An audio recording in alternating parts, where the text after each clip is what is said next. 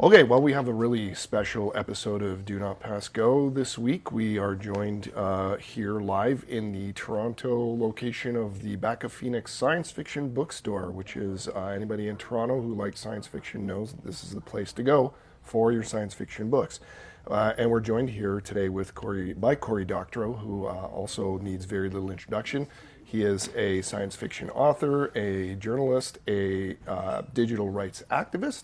And the reason we're talking today is he's got a book out called Enshittification, which if you've been listening or reading here at Do Not Pass Go, you are very familiar with it. It is the word of, I don't know, what year, decade, century? So many institutions have picked it as their word. So it's a Macquarie Australian Dictionary word of the year. A related word, Enshittification, the era of Enshittification, was the New Scientist British Book of the Year, or Word of the Year rather. It was the American Dialect Society's Word of the Year, and it's been included in Webster's in their slang dictionary, which is fine. Awesome. Well, Yeah. I hope we can get to a little bit more, few more variations of the word. I know you've got a whole. I can declench it like a Latin student. Yeah. All right. Before we get talking about the book, let's talk a little bit about where we are. So you did used to work at Bakka way back in the day, not this location, but a previous one. What was the story behind that? Well, the real story starts before me. It starts with a writer named Judith Merrill. Judy was a writer, an activist, a critic, an editor, very important to the field. In 1968, she had a bad year. She was living in Chicago. Her marriage to the great science fiction writer and editor Frederick Pohl ended. And there was something that would be familiar with anyone watching Minnesota. There were the Chicago police riots. She decided she couldn't raise her kids in America, and she moved here. And she donated her books to the Toronto Public Library System. They became the nucleus of what's now the Merrill Collection. It used to be called the Spaced Out Library. She fell in with radical politics. She knew my dad through politics. And she got a gig on TV Ontario introducing Doctor Who every week and talking through the tropes.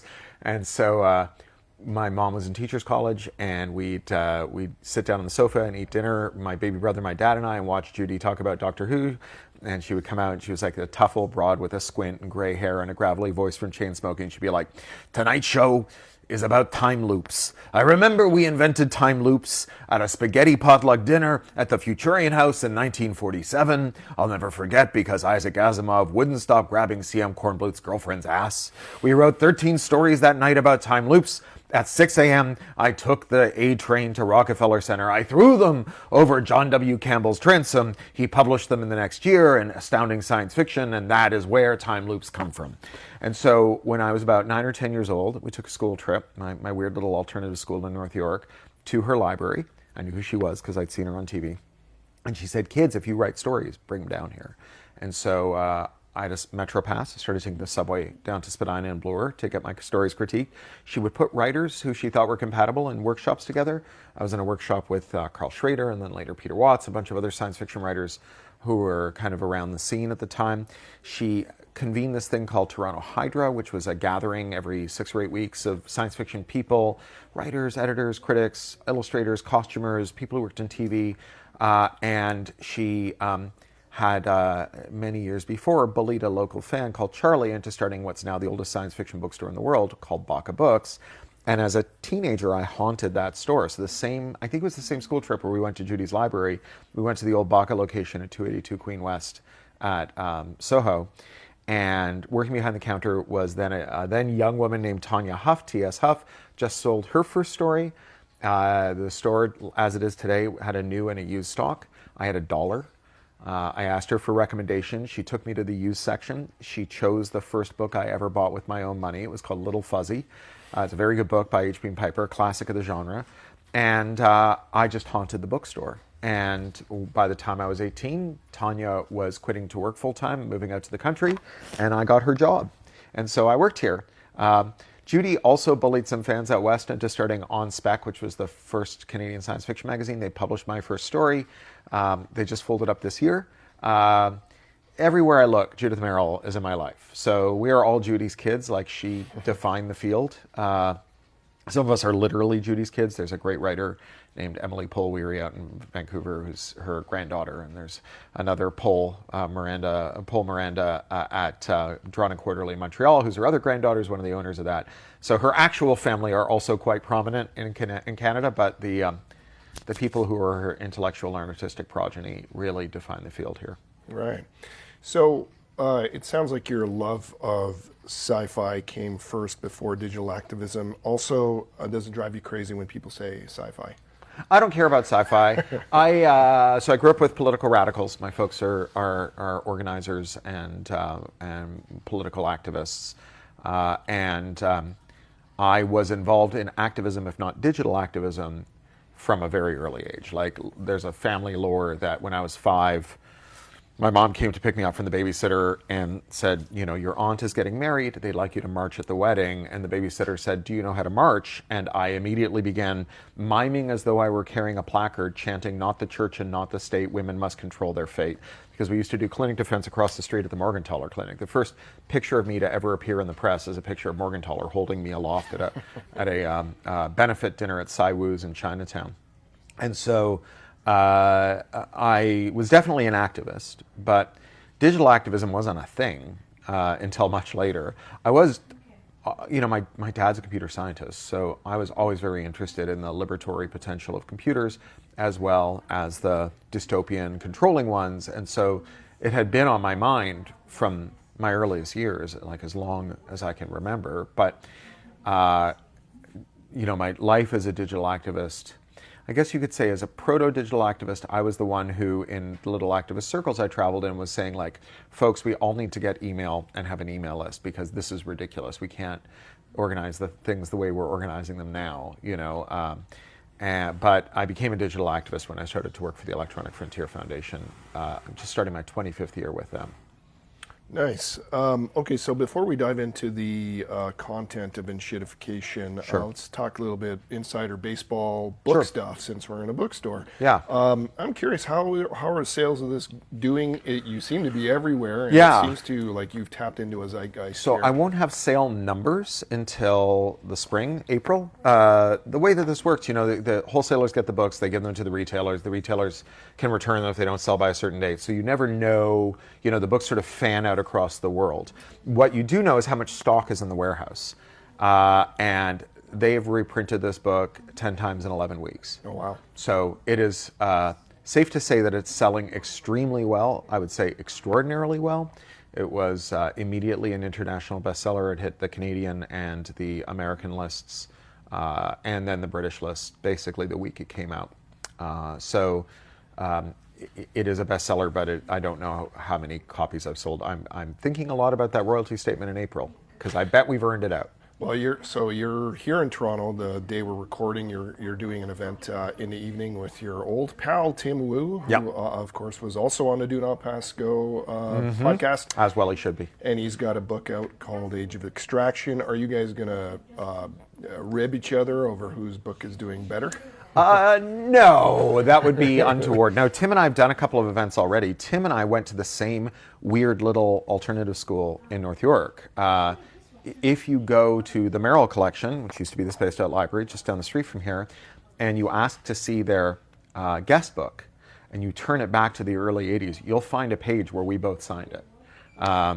And so it's very odd. We didn't fall into this together. We went to different secondary schools, and we lost touch for about 20 years. But we both fell into the orbit independently, without knowing it, of a radical law professor named Lawrence Lessig. And is sort of one of the progenitors of cyber law and the idea that policy questions around technology are serious and worthy of consideration. And Larry argued a Supreme Court case called Eldred, which was a really important copyright case that he did not win, but which established some clarity that is quite useful and good to the extent that America is still a land of laws, which it is less and less every day. But I was dating a woman then who was the chief technology officer of Creative Commons, which is an organization Larry started, along with some other people. And she went to camp out on the steps of the Supreme Court to get tickets to hear him argue it. And there was this young, handsome law professor from Columbia with his students also camping out on the steps. And they ordered a pizza together at 2 a.m. and got to talking. And he told her, I'm from Toronto. And she said, oh, I'm dating a guy from Toronto. And then the next day I got an email from him saying, first of all, I'd like to apologize for shooting your dwarf in the back with my crossbow in 1981, but how interesting that we've both fallen into this. And we have. It's quite amazing. Okay, so let's dive into then enshittification. Yeah. Let's get the basics out of the way. So basically, there's kind of four pillars to it, if I'm to understand correctly. And those pillars would be competition, regulation, interoperability, and worker power. So can you explain it in its basic terms, Sure. what it is and what Yeah. actually fuels and enables enshittification? I think if you want to understand why companies abuse us, you kind of have to ask yourself why they wouldn't. When a physicist is trying to model out a system, they'll simplify radically. They'll say, like, what if you had a perfectly spherical cow of uniform density on a frictionless surface? How would it move? And if you're a business school professor, you might say, well, what if you had the perfect firm? That would be a firm that charged infinity for its outputs and paid zero for its inputs. And I understand that is academic publishing, but every other industry has to accept some discipline. If the firm overcharges, underpays, violates our rights, it faces some negative consequences. And I think that it's fair to say that if the negative consequences are less than the upside, that broadly they will do bad things. And so the negative consequences that firms experience for deliberately degrading the quality of their products and services, as you say, break down to these four categories. Competition is pretty self-evident. All things being equal, you will shop somewhere else if you can get a better deal, or work somewhere else if you can get a better deal. You've documented this very well on your podcast, the neoliberal consensus and the idea that monopolies are presumptively efficient, that the only time you should really police monopoly conduct is if you have evidence that someone deliberately undertook to form a monopoly, which is very convenient if you don't want to do anything, because how do you know why anyone did anything? Unless that person is Mark Zuckerberg, who's never had a criminal intent, he didn't immediately commit to writing an email to someone else. But even then, where you have emails in the record about the Instagram merger where his CFO is saying, Mark, why are we buying this 16-person company for $1 billion people or 12-person company for $1 billion? And he says, because people like it better than they like Facebook, and they will remain our users even if they don't use our platform, which is like as close as you get to, hey, Fred, that guy we're planning to kill, just so you know it's a murder and I'm premeditating it. But the Obama administration waved it through. So we got rid of competition. We just said you can merge to monopoly. And we lost competition. And, what's his name? Tom Eastman, this Kiwi software developer, says, the internet has 5 giant websites filled with screenshots of text from the other 4. And that's not the great forces of history or the iron laws of economics or returns to scale. It's weak merger scrutiny and predatory pricing. Yep. Right? And so we lose competition, and it is tempting to think of competition and regulation as two separate realms, but I think that they're two sides of the same coin. They're corollaries of one another. In order to have effective regulation, you have to have firms that are competitive, because when you develop the record about which rules you should have, firms that tell parochial lies about which rules we should have are countered by firms that, not out of a sense of public spirit, but because they have a different business model, tell the truth. You know this from your years at TechSavvy, right? If all the firms that provide network service want to destroy net neutrality, and everyone else is either running a tiny ISP or is like an academic or an activist, they're going to say, well, it's adorable that these people think that you know how you provide service to 20 million people, but we operate a big network here. And, if there were 40 of them, then, people showing up and going like, here's our server logs, here's our cache books, here's our customer testimonials. The idea that you can't operate a network without preferencing traffic on the basis of who'll pay you to carry it is outrageous. It's ridiculous. So you lose that. You also gain, as a sector, when you have a lack of competition, you gain a unity of purpose. The collective action problem of deciding what you're going to tell the regulator is hard to solve when there's 100 companies. It's easy to solve when there's 5, especially because when there's 5 or 2 or 3, or even just 1, obviously, they become very inbred, right? The way you progress up the corporate ladder in a sector where there's only a few firms, well, there's not like a box above you that's vacant on the org chart, so you make a lateral move to another firm. You look at Silicon Valley firms, they are so intimate with one another. Their C-suites, their executive row, filled with people who used to work at the other firms, and like socially, they're godparents to each other's children. They're executors of each other's estates. They play pickleball together. They go on vacation together. They're in the same polycule, right? They don't need a smoke-filled room. They just have this like ambient consensus. And of course, when you lack competition, you have a lot of excess capital because you are not subject to what Peter Thiel calls wasteful competition. You divide up the market like the Pope dividing up the New World. You can think of Apple getting from Google a $20 billion bribe every year not to enter the search market. Obviously, neither of them are eroding one another's margins. Leaves them with plenty of free cash flow to shower on the regulatory process. And so those two factors, we could be talking about any sector here. We'd be talking about dairy, competition and regulation, right? But tech has got these two other sources of discipline that are sui generis. And I'm not much of a tech exceptionalist, but I'm this much of a tech exceptionalist. So there's a uniquely constituted workforce in the tech sector. It's a very powerful workforce, but it's not a unionized workforce. And usually it's one or the other, right? You're either you don't have a union and you get treated like shit, or you have a union and you have some power. But the special circumstance that made tech very powerful, tech workers, is that they're very valuable. The Silicon Valley firms are earning like more than $1 million a year per engineer, and they're scarce.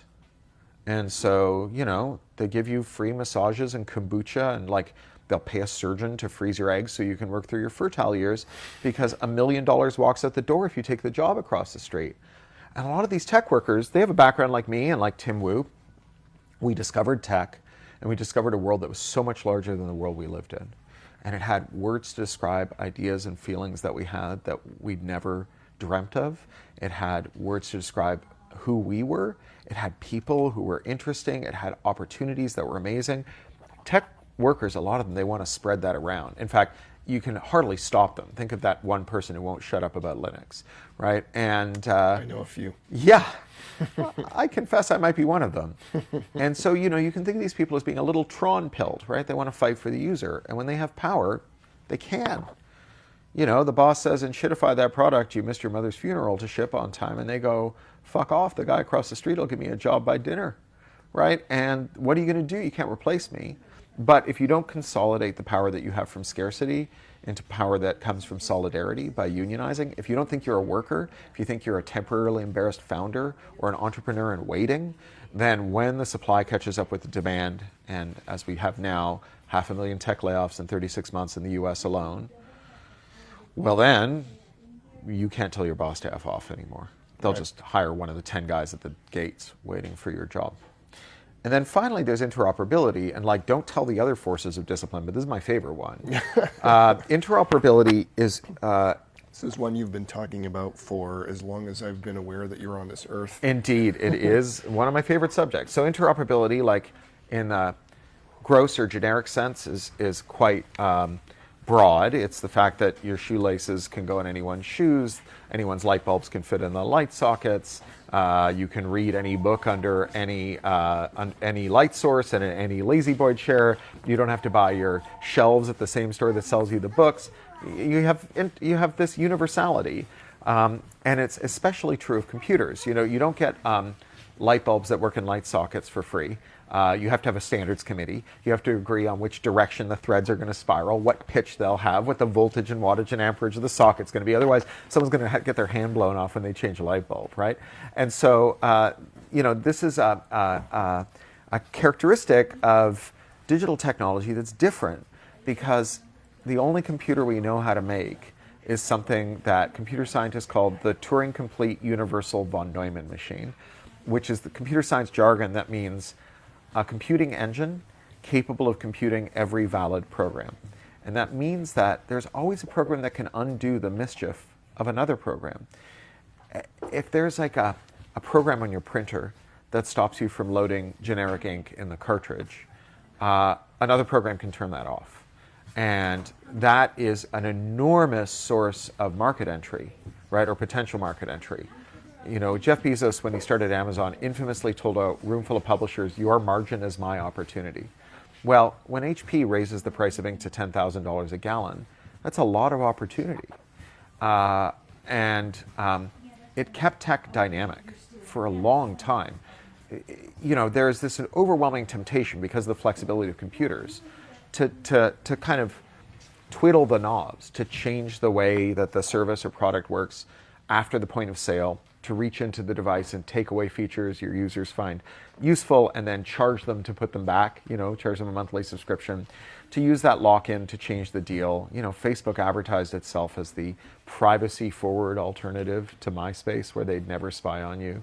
Under normal circumstances, this being a computerized service, every invasive act by a tech company invites another new market entrant to come in and fix this, to write a privacy blocker for Facebook that lets you see what your friends have to say but doesn't feed telemetry to Facebook about you, right? And the thing that happened to interop is that we just made it illegal. In the late 90s, 98, Bill Clinton signed a law called the Digital Millennium Copyright Act. Section 1201 of the DMCA establishes a new felony with a $500,000 fine and a 5-year prison sentence for what's called circumvention, bypassing an access control. So if you want to change the software and there's something that says, don't change the software, right, an access control, then even if the purpose for which you are attempting to change the software is legitimate and lawful and socially beneficial, the act of going around that sign that says don't change the software becomes a crime. Jay Freeman calls it felony contempt of business model. And the problem with passing this in the US is that it mirrors this dynamic but in a geopolitical way, where every time an American company breaks its products deliberately and inflicts pain on its customers, companies in other countries can now have an export market for their tools to fix America's broken tech products. So this only works if you get everyone else to sign up to put their tech sector, their entrepreneurs, their investors in chains, and to voluntarily eschew the enormous profits available by, unrigging the system. And so the U.S. Trade Representative made it their business over a quarter of a century to get every American trading partner to sign up to transpose this anti-circumvention rule onto their own law books. Here in Canada, we got it in 2012. It took 4 tries. So we got it 2 attempts under Paul Martin. They were so unpopular that the politician who had the file, Sam Bolte, lost her seat in Parkdale, and it flipped to the NDP for a generation because it was so unpopular. Jim Prentice couldn't get it over the line. Writing. That was your writing. Yeah. Do you remember the scandal? I do. Do you remember the community meeting where she screamed, "I will not be bullied by user rights zealots and Electronic Frontier Foundation members"? And people put user rights zealot lawn signs on their lawns, and Peggy Nash became an MP for the NDP. So it's quite a moment. You guys are also referred to as, was it James Babyish Moore? radical extremists. That's it, yes, we're radical just about to extremists. get to that. Right. James Moore and noted sex pest Tony Clement. So Jim Prentice failed to get it over the line for Harper. So he got Heritage and Industry Ministers Clement and Moore to pick it up for him. And their plan to convince Canadians that they wanted this thing they manifestly did not want was to hold a consultation and kind of make everyone feel heard. You know how that goes. It backfired. 6,132 negative consultation responses, 53 Vichy nerds who said, "This sounds great to me," Tony and Jim. And so they had to do something with that dramatically bad consultation result. And James Moore's answer was he came here to Toronto and he gave a speech at the International Chamber of Commerce where he dismissed all 6,132 of us as, quote, babyish radical extremists. And, Harper had the majority. He whipped the caucus. It went over the line. And it's not because they were ideologically committed, right, to anti-circumvention. More maybe, like, I had a fight with him on Twitter that was hilarious where I was like, look, I imbibed the pure milk of Tommy Douglas in my red diaper, but it's a little commie for the government to tell me how I can use my property. And he was like, well, just don't buy an iPad if you want to install software of your choosing. And I'm like, again, that's not how property works. Why am I explaining this to a conservative? Yeah. That's weird, right? So, but I don't think they were motivated by ideology. I don't think anyone wakes up in the morning and says, it's really important that people not be able to alter the programs on their digital devices. Unless they're in the business of making money by screwing you, by not letting you alter the programs on your digital devices. What they were motivated by was the fact that the U.S. Trade Representative had made it clear that we would face tariffs if we didn't adopt the law. And that's the threat they used everywhere. When I was the European director of EFF, I worked in 31 countries.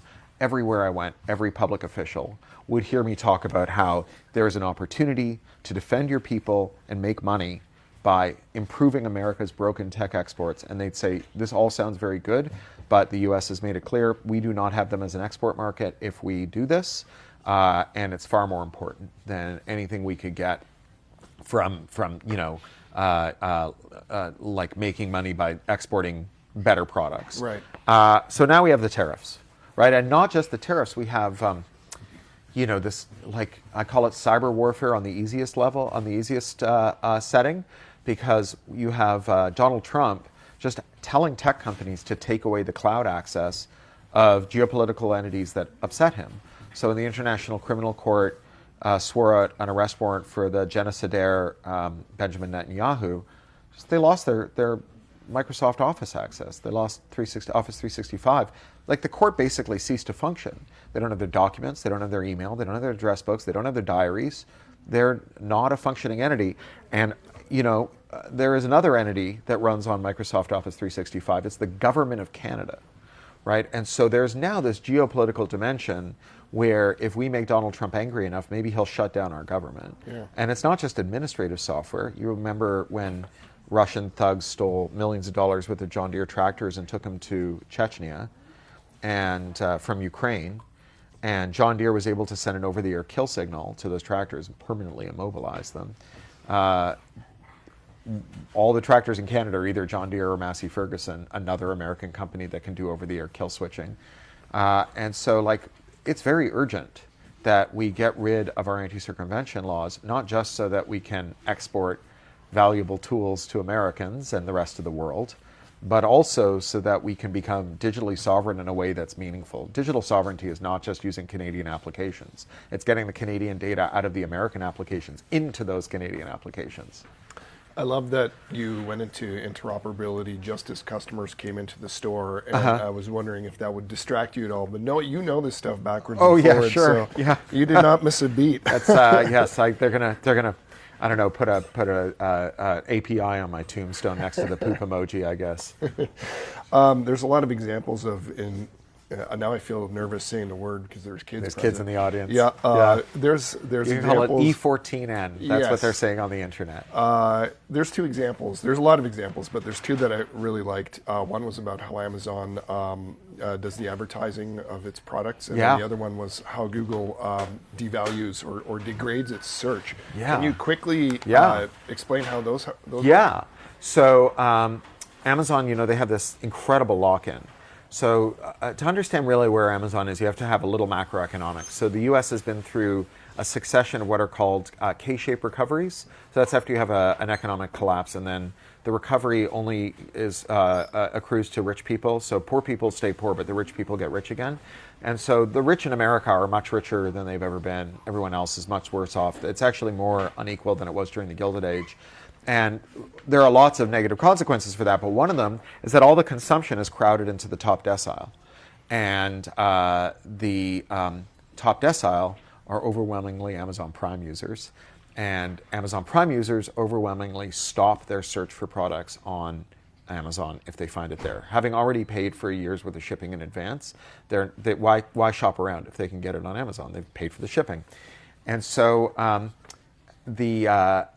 that means that every seller really needs to be on Amazon, because all the consumers that buy things in any measure are buying almost exclusively on Amazon. And so that leaves Amazon in a position to charge lots of money for the privilege of selling on its platform. When I wrote the book, the junk fee load on Amazon was 45 to 51%, but now it's 50 to 60%. Of course, no firm can afford that. That's a higher margin than anyone gets. Here in the bookstore, they're getting a 40% discount on these books. So there's no way you could afford that. So instead, what they do is they raise their prices. But Amazon has this thing called a most favored nation status, where they bind their sellers to give their best price on Amazon, which means that when you raise the price on Amazon, you have to raise it everywhere else, which means that at like Walmart and Target and Future Shop and the direct from the factory store, it is more expensive because it's more expensive on Amazon. One of the great sources of that price gouging, of those junk fees, is something that Amazon calls an advertising market. It's not advertising in any sense you'd recognize. If you've been around like radio long enough, you would know the term payola, which is illegal bribes for putting things on the airwaves, even though you don't think the audience wants to hear it. So in this case, it's Amazon getting payola for search preferencing. And the top row of that search results, actually most of the search results have aspects that are auctioned off. And so the best result for your search is not the top result. The top result is about 29% more expensive than the best result for your search. The top row is about 25% more expensive, or of lower quality, because of course that's the other way that you make it work. And then they play all these games with things like quantities, so you can't do apples and apples comparison. And when I wrote the book, it was the gross revenue from that was in the $30 billion range. Last year it was in the $50 billion range. This year it's in the $80 billion range. It is Amazon's most profitable line of business. As Tim Wu points out, this year it'll be triple the total profits of all the newspapers in the world put together. Or total revenue, sorry, not total profits, of all the newspapers in the world put together. So this is an extremely lucrative line for Amazon, and it's useless for everyone else. It's bad for buyers, it's bad for sellers, it's bad for the world, but it's great for Amazon. So that's one source of enshittification. Another, as you say, is Google. It is often hard to know what goes on within these big secretive firms. Sometimes the firms themselves don't know what's going on because they have what Brandeis called the curse of bigness. They're big and uncoordinated. The left hand doesn't know what the right hand is doing. It's another Tim book. It's another Tim cheap book. Plug. Yes, yes. Tim is my rabbi in all of these things. It's true, so you don't always know what they're doing, but every now and again you get like an antitrust case. So Google lost 3 antitrust cases last year. And this discovery process involves the publication of a lot of internal memos that actually reveal the factional infighting in the firm. And that's how we know that in 2019, Google hit a wall on search revenue growth because they had a 90% search market share. You don't really grow a 90% search market share. The best you can do is breed 1 billion humans to maturity in the hopes that they'll become your customers. That's a product they call Google Classroom. It does take a minute to bear fruit. And in the meantime, Wall Street wants returns now. And so we see in the memos this factional infighting. And one faction is led by a guy called Prabhagar Raghavan, ex-McKinsey guy. He's an engineer, but he's really a business guy. And he's in charge of search revenue. He had come from Yahoo Search, where he oversaw search from a 95% market share to it collapsing entirely. And he failed up. He became Google's head of search revenue. And his rival is this guy called Ben Gomes, who is like the OG Googler. He's their technologist who built their first servers when they were like a computer under a desk, and he builds that out to a global network of data centers.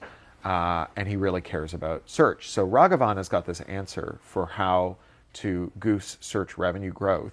He says, we'll make search worse. You know, Google takes all these steps to make search better in the background. So we all know about the spell check, right? You know, did you mean Bloor Street, not Bloro Street, right? They also do some context awareness. So, you know, say someone like throws a submarine sandwich at a National Guardsman in DC, and you search for submarine sandwich, they know that happened. And so those results are up at the top. You don't have to type submarine sandwich DC National Guardsman. And then finally, there's a thing called query stemming. So you search for trousers, they run a parallel search for pants, and they merge the results.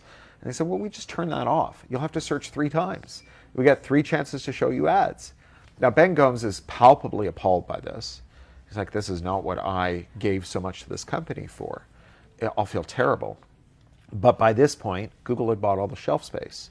It didn't matter which operating system you used, which manufacturer made your device, which browser you used, which carrier you had. Everything was wired into Google Search, this default search on everything. So no one's ever going to find another search engine, right? And Raghavan's argument is basically like, why are we bribing Apple $20 billion a year not to have a search engine if we're not going to redeem that investment by making our search worse in order to make more money? What are people going to do? Use Bing? Right? And so, you know, I think I'm not the only person to have noticed that since 2019, Google search has sucked. And it sucks on purpose. Now, you talk about, are you still using Kagi? Is that Kagi, yeah. So I learned about that by reading your book, and I checked it out, and I'm a fan as well. But what was shocking to me is I think you revealed that that's like the actual Google search engine. It's like the good one that they keep hidden from, because they're licensing it from Google. Is that That's how it right. works? So Kagi, my editor just retired. This wonderful editor called Patrick Nielsen Hayden, and this incredible autodidact. He read a science fiction novel that he bought in a pharmacy spinner rack when he was 14. Became a lifelong science fiction fan. Dropped out of school. Became an itinerant zine writer, sleeping on sofas across America in the 70s. Fetched up in New York. Became an editor at Tor Books. Then became the senior editor at Tor Books, and then became a vice president at the Macmillan Company, and just retired. And I was out in Tucson, where he moved during the pandemic, and his wife, Teresa Nielsen Hayden, is the former managing editor of Tor, also a incredible autodidact. They're just two most erudite people. We all know these people who just know everything, and yet they've never had any formal training in anything. And we're doing what people like us do in the morning while we're drinking our coffee. We've all got our faces in our computers. And Patrick says, "Have you tried Kagi yet?" And I'm like, "What is a Kagi?" And he's like, "This is an incredible search engine. It's like Google the first time you used it. When you were asking Jeeves a lot of impertinent questions and he had no good answers for you. And then you tried Google and was like, this is great. I typed 3 vaguely related words to my query in a Google search box and immediately get exactly the right answer."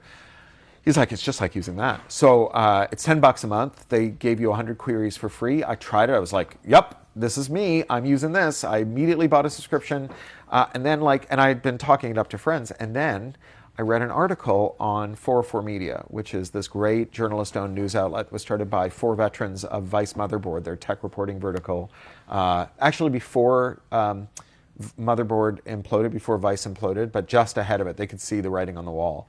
And Jason Kebler is one of the founders. He wrote an article about Kagi, and he revealed that Kagi licenses Google's search index. They pay for API access. So Kagi is just an overlay to Google. So you've got, I don't know how many people work at Kagi. I should say I have nothing to do with Kagi. I have spoken to their CEO because every now and again he sends me an email when I have a conversation like this in a podcast where he's like, "Thank you again for saying something nice." But like, I don't get any money from them. I pay for a subscription. They're not my pals. I wish them all the best, but whatever, right? And so I don't know how many people work there, but like, I don't think it's more than 10 engineers. Maybe it's 20, but like 20 engineers working for a startup versus Google, which has hired a significant plurality of the top graduates of every computer science, computational linguistics, and, software engineering program in every Ivy League, Big Ten, and structurally important university in the world for 25 years. And Google search results suck, and these 8 randos in a basement are great. That is not an accident. Google didn't trip and land on its search results. Google made it worse, and they could make it better. And the reason they don't is the same reason your dog licks its balls. It's because they can. They make money when they do it, because we didn't stop them from acquiring their competitors, and we didn't stop them from doing predatory pricing, and we didn't stop them from spying on us, and we didn't stop them from entering into what I think are facially illegal collusive arrangements, like the one they have with Apple, and also they have one with Meta to rig the ad market, something called Jedi Blue, where they rig the ad market to pay publishers less, charge advertisers more, and pocket the difference. Well, so Google's a good segue into talking about a little bit of algorithmic pricing and digital price tags. Google just announced some new, the name escapes me right now. For Gemini, they're doing a predictive pricing or personalized pricing, So you talk about it in your book a little bit. You mentioned how there's some stores in Norway that are changing prices like thousands of times a day. Yeah. These are the digital price tags, which some listeners may have noticed are popping up on shelves. Yeah. And I think, to me, this is extremely alarming, because it almost seems like this is almost like the end of capitalism. Like, we're getting to a form of serfdom, or you also reference techno-feudalism. Yeah, Yanis Varoufakis' idea. Yeah. So how concerned are you about these digital price tags and this algorithmic pricing that's going to be tied to them? Well, digital price tags are definitely an area for concern. So anytime you go into a physical location, historically the prices would have been fixed. All the books in this bookstore have prices printed on their covers by the manufacturer. But once you have a digital price tag, the prices can change. And the argument in Norway is, we're repricing things like yesterday's milk to move it. And so we're eliminating food waste. And that is, I don't doubt that that's the case. Maybe it's true. But they could do it to price gouge. They could double the price of umbrellas the minute it starts raining.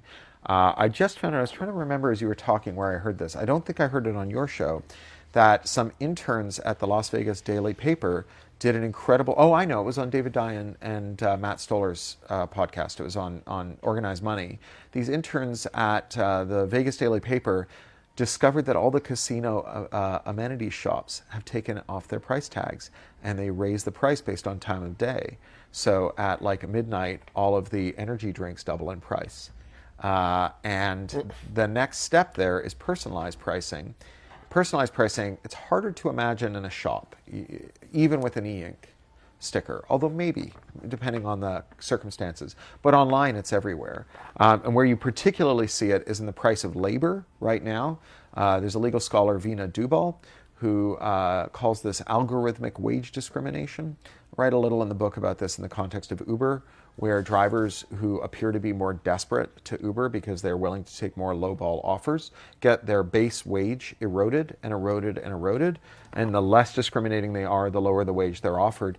But this, anywhere you have the pretext that employees are actually independent contractors sourced through an app, you have a version of this. So nurses in the U.S. are preferentially hired through as contractors. That lets the hospitals do union avoidance. And because they're hired as contractors, it used to be that they would go through a staffing agency, and there'd be a few in every city. These days, there's 4 national apps. The apps all characterize themselves as Uber for nursing. And America has not had a new privacy law since 1988. The last consumer privacy law in America is the Video Privacy Protection Act, which establishes a prohibition on disclosing your VHS rentals. And every other form of privacy violation invented since is perfectly legal federally in the United States, consumer privacy. And these apps that hire nurses, they contact a credit or a data broker before they make an offer, and they get the nurse's credit card bills. And the more credit card debt the nurse is carrying, the lower the wage they're offered. So this is like a desperation premium applied to your wage, and you can see how it's self-reinforcing. The worse you're paid, the more your credit card debt will mount, the worse the pay will get. Think of that the next time you're having a catheter inserted, right? This is not good for anyone, except for the people making money on these apps and the hospitals pocketing the wage difference. But personalized pricing, you could imagine.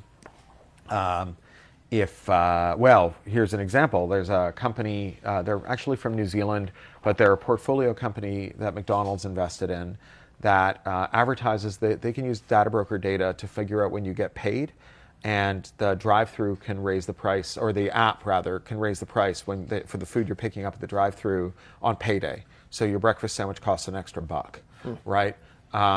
There's pretty good evidence that if you shop anonymously on services that you use every day, that you will get offered a better price. You may have seen, if you fly a lot, and I understand this is a first world problem, but if you fly a lot, the customer loyalty programs have all gone to what's called like a cash-based reward system. So they're not rewarding you based on how many miles you flew, but on how much you spend, and that they've organize this so that you get, if they don't know exactly how much you spent, if you buy your ticket through like a bucket shop like Google Flights or Expedia, they assume that you spent like a nickel on your flight, and they give you an infinitesimal homeopathic fraction of a point for flying that flight. But if you shop with them directly, then they know exactly how much you've spent. Now that's their argument. But most of these companies have invested or partnered with personalized pricing platforms as well. And if you buy your ticket from Google Flights, they don't know who you are. Google does, but British Airways or Air Canada, whatever, they don't know who you are. And so they can't figure out how desperate you are. They don't know whether you're on an expense account. They don't know whether you shop around. They don't know how loyal you are. I am for my sins like a 33rd order Mason in the British Airways reward program. And I am locked into that because that's how I get my free suitcase and whatnot.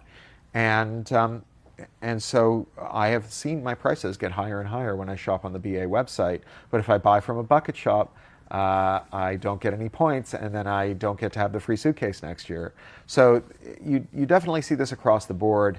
And one of the phenomena that I identify in the book is something I call the shitty technology adoption curve, where if you have a terrible idea to hurt people with technology, you can't roll it out on affluent, mouthy white guys like me, because when we complain, sometimes people listen to us.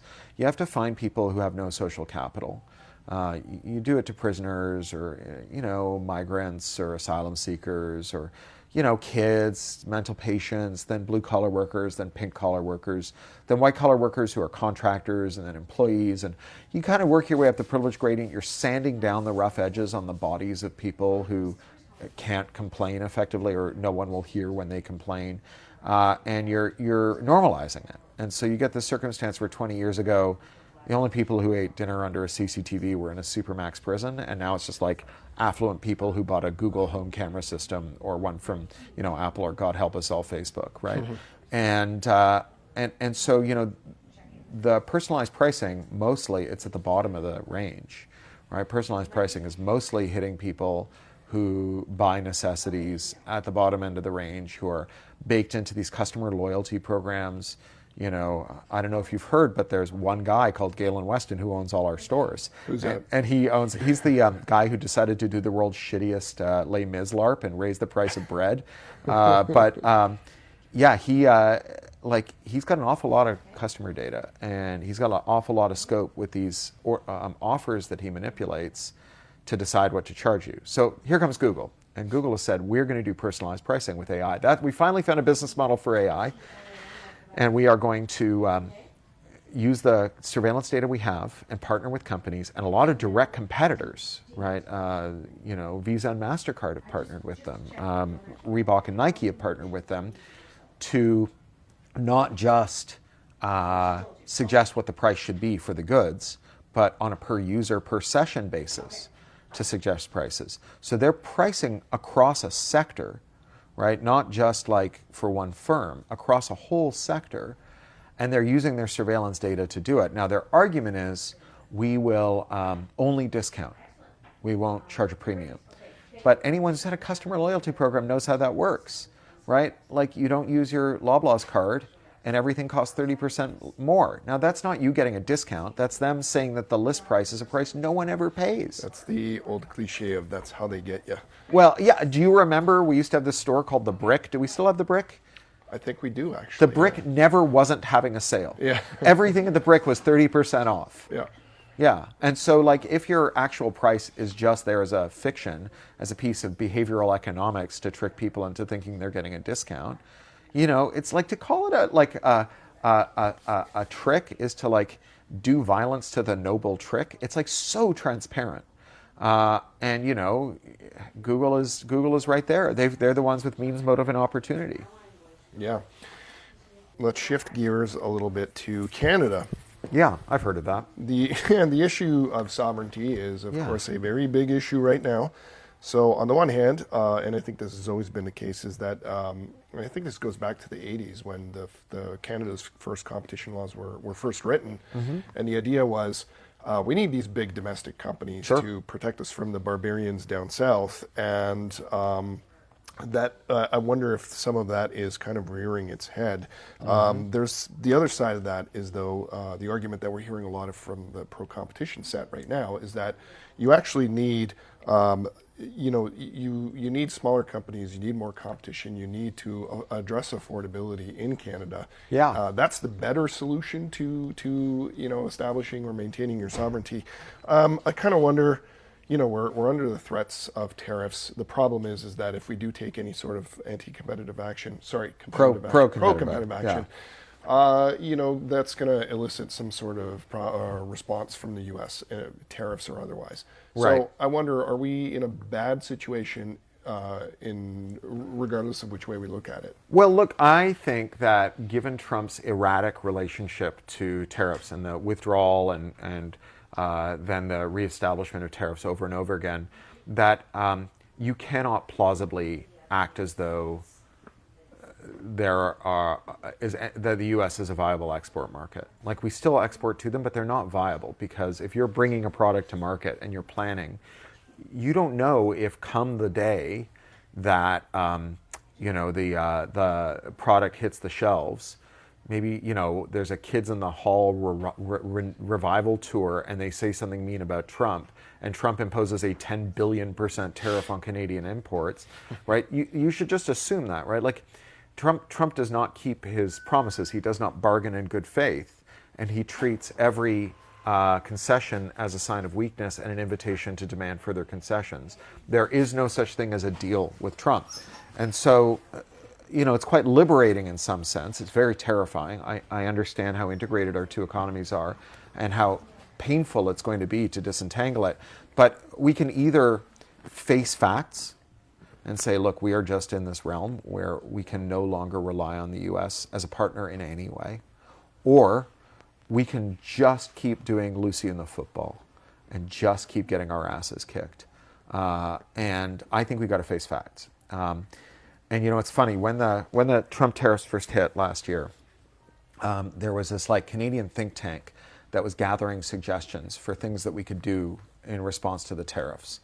And I wrote and said, we should get rid of this law, right? The law that stops us from fixing America's defective tech exports, Bill C-11, the Copyright Modernization Act of 2012. And the guy from the think tank wrote back and he said, yeah, but that would work and it would make Trump angry. And I'm like, well, I didn't realize we were only soliciting ideas that don't work.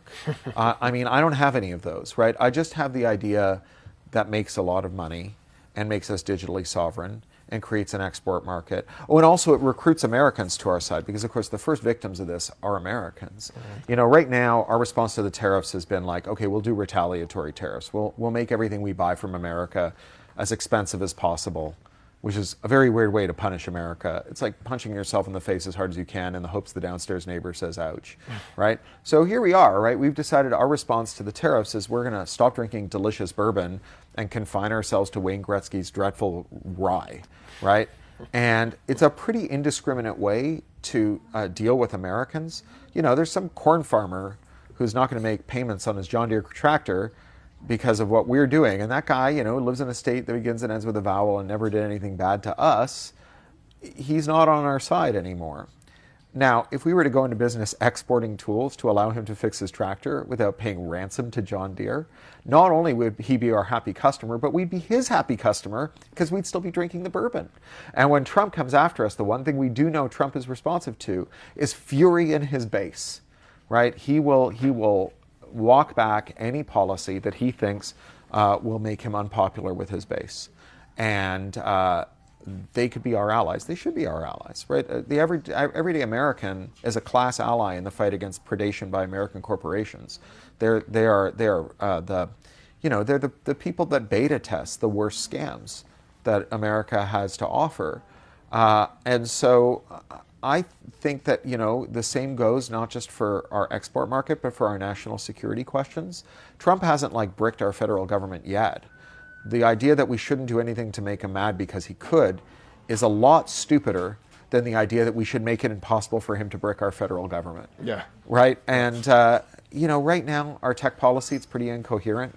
I do think everything changed after Carney went to Davos, but before Carney went to Davos, our tech policy was, let's find a weird failed art dealer and put him in charge of spending hundreds of billions of dollars on the money-losingest technology in the history of the world in the hopes that maybe if we get very lucky, we can make millions of Canadians unemployed with it. I don't understand that policy. I don't understand what it's supposed to get us. I know, a way that we can make a lot of money and also become sovereign and also become happier users of technology. Maybe we'll never get another rim, But like that's a hard business. You're making hardware. You're sitting on inventory. You're doing warranty repairs. You got a warehouse full of extremely flammable batteries. Whereas like if we just let Apple make the hardware and then cream off their revenue because their margin is our opportunity, their $100 billion a year payment processing business and the 30% tax they impose on the whole digital economy could be ours, and we could offer the world a 90% discount and still make $10 billion a year at it. That feels like a pretty goddamn good business. And you know, I think that like that this is a moment, and it's a moment for everyone. It's not just for Canada. Everyone is in this place. Everyone's trying to figure it out. Europe has been like every day there's a different European nation that announces that they've got a new minister for digital sovereignty. The EU has a minister for digital sovereignty. And they're not going to be able to get the data out of those American platforms. They're not going to be able to get the firmware off those American devices unless they legalize circumvention. And in 2001, they passed the Copyright Directive, and Article 6 of the Copyright Directive, just like Bill C-11 here, bans circumvention. And so it could be Europe, but it could also be any other country. Mexico got an extreme and just almost farcically bad version of anti-circumvention in USMCA in 2020. It's so bad their Supreme Court suspended the law pending review. They could just ball it up and throw it over their shoulder. There are a lot of Mexican technologists who escaped America one step ahead of a guy who wanted to shoot them in the face or send them to a Salvadoran prison camp to do forced labor for the rest of their lives. And there's a lot of capital looking for something to land on whose success isn't determined by how many Trump coins you buy. That isn't like maybe we can put money into the spicy autocomplete and hope that someone figures out how to turn a buck on it. And you know, maybe it's Mexico that does this. Ghana, Nigeria, they have a lot of people. You know, if the European Union finally sees sense and forces Ireland to stop providing tax haven and regulatory arbitrage for tech companies, maybe they change sides. Poacher turned gamekeeper, and they legalized jailbreaking in Ireland because there's a lot of technologists in Ireland who used to work for big tech companies who could maybe do it. So we have a multiplayer game in which there is a race to the top. Once jailbreaking becomes the norm, once we find our disenshittification nation, everyone in the world is going to get a consumer surplus to the tune of billions and billions. But one country is going to get industrial policy. They're going to get to launch their tech sector into a stable orbit by consuming the accumulated monopoly rents of all of those American tech companies and using them as fuel for like a single-use rocket. And look, Canada has proven time and again that we're extraordinarily good at going to other countries and digging up their wealth and bringing it here. You know, the Americans have got trillions on their balance sheets that they don't know what to do with. They're like wasting it on AI. Like they need to be relieved of it before they hurt themselves and others. Their trillions could be our billions. Yeah. Well, so now you're verging into, sounds like a kind of optimism. And you have mentioned in a lot of your interviews that you're more optimistic now than you've probably been for quite some time because the door has cracked open, even as enshittified as everything is. Yeah. So can you explain why you're kind of optimistic now? Well, let me say I don't think much of optimism. I like hope, but optimism, I think, is the belief, kind of fatalistic belief that things are just going to get better no matter what we do. I don't believe in fatalism. I don't think history is predictable. Science fiction writers don't predict the future. We tell futuristic parables about the present, and the future is up for grabs. And so hope is the idea, as opposed to optimism, that if you materially improve your circumstances, that you will ascend a gradient towards the world you want to live in, and as you move up to higher ground, you will have terrain revealed to you that was not visible when you were at the lower elevation. And that means that just because you can't see a way from A to Z, it doesn't mean the path doesn't exist. It means that you have to proceed in a stepwise manner. And so I'm very hopeful because I can see a big first step, right, in repealing anti-circumvention law that was completely off limits, you know, as the Singaporeans say, out of bounds, until a year ago. I've been banging my head against this for 25 years. But Trump has summoned up 3 armies. He's got people like me, digital rights hippies, who've been, you know, at it since the turn of the millennium. But now we've got people who want to make a hell of a lot of money, maybe don't care about the digital rights. And then you've got NatSec hawks, some of whom might not be worried about America. Like if you're worried that China's in your routers or in your solar inverters or in your batteries. You should be. That stuff's all tethered to the Chinese cloud. And you can't jailbreak that any more than you can jailbreak the American stuff, the tractors and whatnot. So I am very, very hopeful. And, you know, Carney's talk, which if you bet me $1 million, I would have said there's no way Davos man was going to go to Davos and give a talk saying Davos is kind of bullshit. Having attended Davos, I would never have imagined that. You know, I lived in the UK when Carney was the governor of the Bank of England. Like, this is a technocrat's technocrat, austerity believing, you know,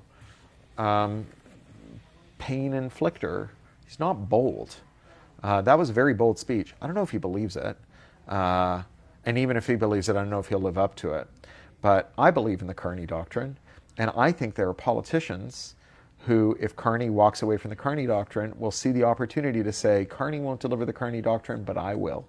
And I think that's one of the ways you make Carney live up to his promises. And I think if he doesn't, that's how we get his promises delivered, even if he doesn't deliver them.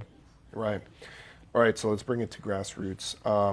What can the average person do in order to combat the forces of enshittification, other than, of course, buying your book and subscribing to Do Not Pass Go? Yeah, Cheap so plugs. I think I'd be very happy if you bought my book. I'd be very happy if you subscribed to Do Not Pass Go. But real talk, you're not going to change society with consumption choices. Shopping your way out of monopoly is like recycling your way out of the wildfires.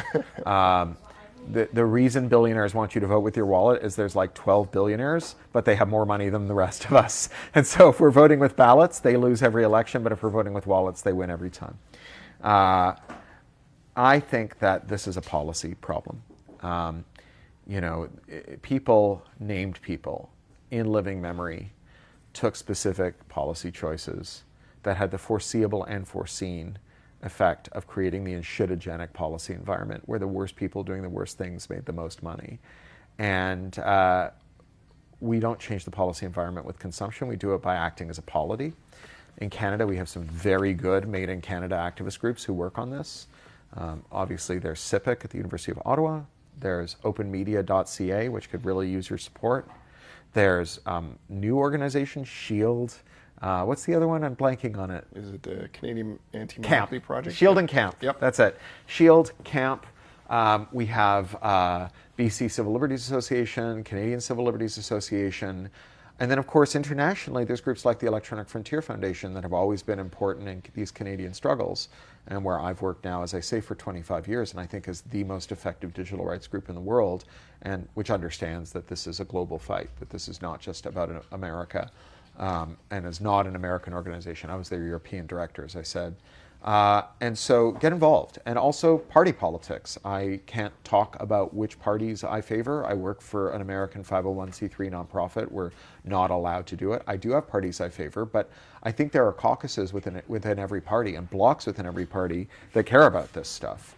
And there are reactionary blocs in every party that want to carry it on and leave business as usual.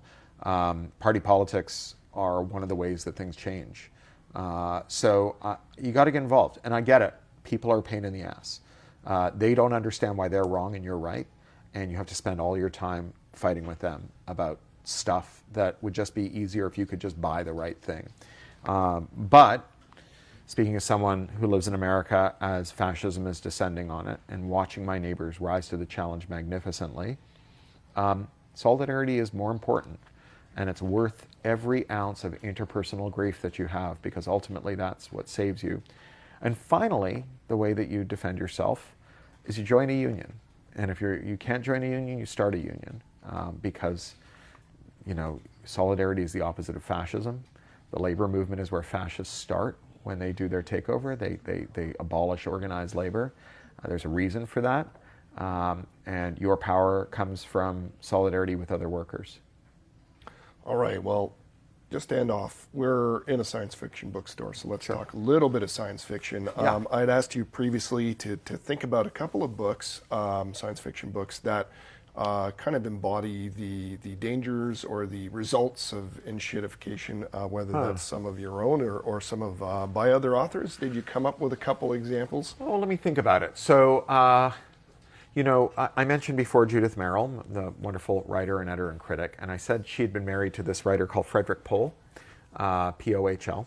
And Fred Pohl co-wrote a famous book called The Space Merchants. It's a satirical novel about advertising in science fiction that is very, very good. It's been around for a million years, and I would strongly recommend it. So the other book I recommend is a pair of graphic novels by Matt Bors, who lives in Hamilton. He's an American, but he's a cartoonist, and he and several colleagues did a pair of graphic novels that are kind of cyberpunk dystopian comedies called Justice Warriors that are among the most trenchant forms of parody and commentary I've ever seen. The art is amazing. If you're terminally online, you'll know Matt Bors. He ran a website called The Nib that was a fantastic website for comics, online comics, and he created a character there called Mr. Gotcha. And Mr. Gotcha is like a Redditor in a fedora who pops up with gotcha comments. And so like there'll be like a person, a woman typing on her iPhone, we should make things slightly better. And Mr. Gotcha pops up out of a well, because it's well, actually. He pops up out of a well and says, and yet I see you typing that on an iPhone. Very interesting. Yes, I'm very clever. It's a great running gag, but Justice Warriors is astoundingly good. Very, very funny. All right, well, those are a couple to pick up if you're into the Yep. science fiction, the genre. Thank you so much, Cory, for joining us. Thank you. Once again, the book is Enshittification. It's everywhere. You should get it if you haven't already, and you should also subscribe to Do Not Pass Go if you haven't done that as well. Yeah. Thank you very much, and we'll talk to you next time. Thank you very much.